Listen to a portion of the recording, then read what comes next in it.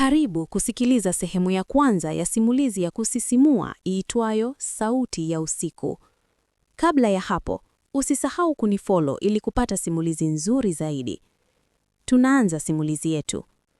Usiku mmoja tulivu katika kijiji cha Mwambao, kila mtu alikuwa amelala usingizi mzito. Ila si kwa Amani. Amani alikuwa kijana jasiri lakini mwenye udadisi mwingi.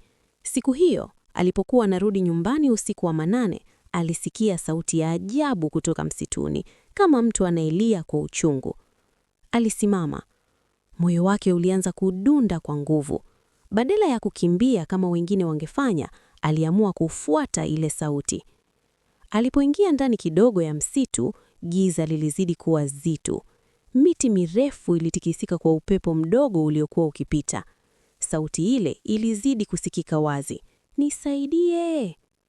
Amani alimeza mate. Nani yupo hapo? Aliita kwa sauti ya tahadhari. Hakukuwa na jibu. Lakini ghafla akaona mwanga mdogo mbele yake. Alipokaribia alikuta msichana mdogo amekaa chini, macho yakiwa yamejaa machozi. Alionekana kama amepotea. Umefika vipi hapa? Amani aliuliza kwa huruma. Msichana hakujibu. Alinyoosha mkono wake tu na kuonyesha upande wa ndani zaidi wa msitu. Amani alihisi baridi kali kupita mwilini. Lakini kabla hajauliza tena, msichana alitoweka ghafla. Kimya kikatawala. Ndipo Amani akasikia sauti nyuma yake, sauti ile ile, lakini sasa ilikuwa nzito na ya kutisha. Umechelewa. Amani aligeuka kwa haraka, lakini hakukuwa na mtu.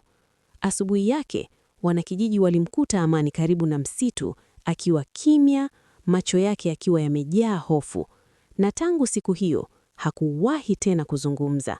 Na kila usiku wa manane, sauti ile ya kuomba msaada bado husikika msituni. Usikoche sehemu ya pili ya simulizi yetu.